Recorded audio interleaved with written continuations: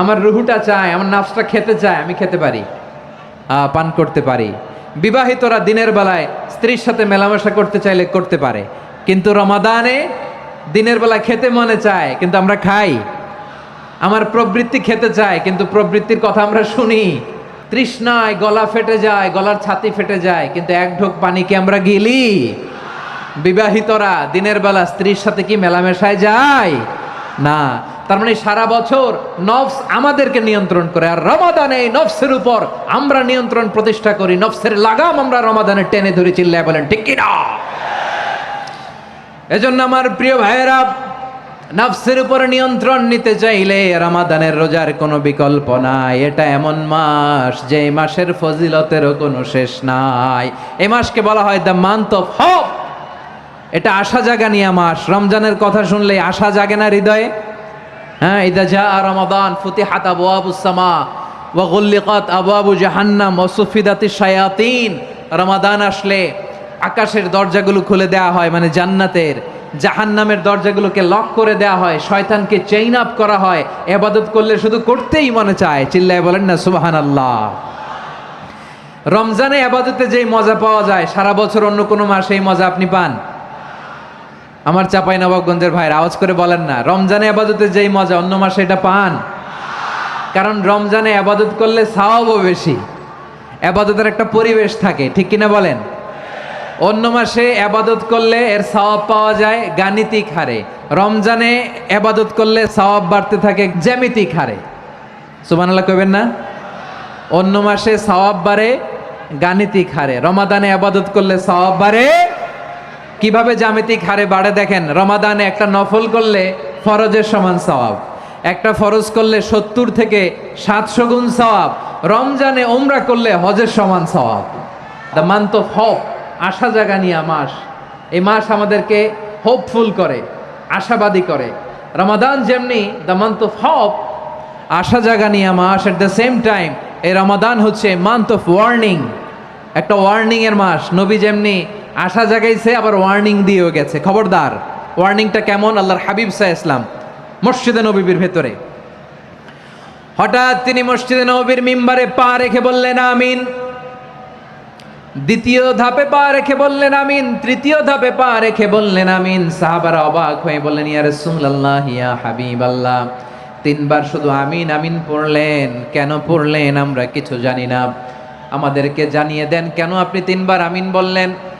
রাহমাতাল লিল আলামিন আল্লাহর হাবিব বললেন, ও আমার প্রাণের সাহাবীরা, আমি যখন মসজিদে নববীর মিম্বারের প্রথম ধাপে পা রেখেছি, সাইয়েদনা জিবরিল এসে আমাকে বলেছে, ও নবী, আপনার নাম শুনে যে ব্যক্তি আপনার উপর দুরূদ পড়ে না তার ধ্বংস। আপনি বলেন আমি বলেছি আমিন। দ্বিতীয় ধাপে পা রাখার পর সাইয়েদনা জিবরিল বললেন, ইয়া রাসূলুল্লাহ, মাতা পিতাকে বার্ধক্য অবস্থায় পেয়ে তাদের সেবা করে, তাদের সাথে সদাচরণ করে যে সন্তান জান্নাত কামাতে পারলো না, তার জন্য ধ্বংস। আপনি বলেন আমিন। আমি বলেছি আমিন। আবার মিম্বারের তৃতীয় ধাপে ঠিক যখনই আমি পা রাখলাম, সাইয়েদনা জিবরাইল বললেন, নবী, রমজান মাস পাওয়ার পরে এই মাসে ইবাদত করে যে ব্যক্তি নিজের গুনাহ মাফ করাতে পারলো না, তার জন্য ধ্বংস। আপনি আওয়াজ করে পড়েন আমিন। কত বড় ধমক, কত বড় ওয়ার্নিং দেখছেন। যে রমাদান পেয়েছে, কিন্তু রমাদানের ইবাদত করার মধ্য দিয়ে সে নিজেকে জাহান্নাম থেকে মুক্ত বানাতে পারলো না, তার উপর আল্লাহ লানত, তার জন্য ধ্বংস। সাইয়েদনা জিবরাইল বলেছেন আমিন, স্বয়ং বিশ্বনবীও বলেছেন আমিন। আওয়াজ করে পড়েন নাউযুবিল্লাহ। তাহলে রমজান আসবে আর আমরা নিজেদেরকে জাহান্নামীদের লিস্ট থেকে নাম কাটিয়ে জান্নাতীদের লিস্টে উঠাতে পারবো না। এর চেয়ে বড় হতভাগা কি আর কেউ থাকতে পারে?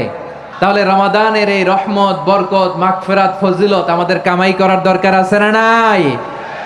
আমার প্রিয় ভাইয়েরা, আপনি পৃথিবীতে যত ইবাদত করেন সব ইবাদতের সওয়াব নির্ধারিত। এটা পাবেন বা ওইটা পাবেন, এই সওয়াব জান্নাতে, এই বাড়ি ওই বাড়ি। শুধু সিয়ামের সওয়াবটা অনির্ধারিত।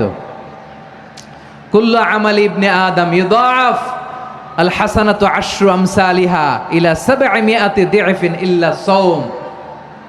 সব নেক আমলের সওয়াব বাড়তে বাড়তে 700 গুণ, কিন্তু রোজা ছাড়া। রোজার সওয়াব কি হবে? বান্দা খালি রোজা রাখে, ফেরেশতারা কিছু লিখতে পারে না আমল নামায়, কারণ আল্লাহ বলে এটা কিছু লিখিস না, কারণ আসসাউমুলি, এই রোজা রাখছে আমার জন্য, ওয়া আনা আজজি বিহি, এই রোজার সওয়াব, প্রতিদান, অ্যাওয়ার্ড এটা কিয়ামতের দিন আমি আল্লাহ নিজ হাতে দেব, নিজ হাতে দেব। আরেক বর্ণনায় এসেছে ওয়ানা উজজাবি, আমি আল্লাহ নিজেই হয়ে যাব রোজার প্রতিদান। সুবহানাল্লাহ পড়েন। আবার আল্লাহর হাবিব বলেন ইন্না ফিল জান্নাতি সামানিয়াতু আবওয়াব, জান্নাতের দরজা মোট 8টা, ফিহা বাবুন ইউসাম্মা আর-রায়্যান, 8টা দরজার মধ্যে স্পেশাল একটা দরজা আছে, ওই দরজাটার নাম হলো আর-রায়্যান। রায়্যান দরজা, লা ইয়াদখুলুহু ইল্লা সাইমুন, রোজাদাররা ছাড়া কেউ ওই রায়্যান দরজা দিয়ে জান্নাতে ঢুকতে পারবে না, শুধু রোজাদারদের জন্য ওই দরজাটা খোলা থাকবে। দরজাটার নাম আর রায়্যান। শব্দটা কেমন লাগে? ভালো লাগে। অনাগত সন্তান যদি কারো আসে, ছেলে সন্তান, নাম রেখে দিয়েন আর রায়্যান। কি নাম? লা ইয়াদখুলুহু ইল্লা সাইমুন, রোজাদাররা ছাড়া কেউ ঢুকতে পারবে না। মান দাখালাহু লাম ইয়াজমা আবাদা, একবার যে এই গেট দিয়ে ঢুকবে, he will never be thirsty again, তার গলা থেকে চিরকালের জন্য আল্লাহ তৃষ্ণা মিটাইয়া দিবে। আমরা ওই রায়্যান দরজা দিয়ে সেদিন জান্নাতে ঢুকতে চাই কি চাই না? আমার প্রিয় ভাইরা, প্রতি রাতে রমাদানে আল্লাহর ফেরেশতারা আহ্বান জানায়, ইয়া বাগিয়াল খাইরি আকবিল, ইয়া বাগিয়াশ শাররি আকসির, হে কল্যাণের পথের যাত্রী, আকবিল প্রসিড, আরো ইবাদত করো, আগাও আগাও, আরো জান্নাতের নাজ নেয়ামত কামাও। হে অকল্যাণের পথের যাত্রী, আকসির, স্টপ স্টপ, অনেক হয়েছে। আন্না, এ রমাদান এটা পাপের মাস নয়, এটা ইবাদত করে জান্নাত কামানোর মাস। চিল্লায় বলো ঠিক কিনা? ওয়ালিল্লাহি উতাকাউ মিনান নার ওয়াযালিকা কুল্লা লাইলা, রমাদানের প্রতি রাতে আল্লাহ তাআলা এরকম লাখো বনি আদমকে মাফ করে দেওয়ার ঘোষণা দেয়, নাজাতের ঘোষণা দেয়। আমরা আল্লাহর পক্ষ থেকে মাফ, নাজাত চাই কি চাই না? আর কিছু যে চাই না আমি, চাই গো নাজাত, আল্লাহ তোমার কাছে আমার এই মুনাজাত।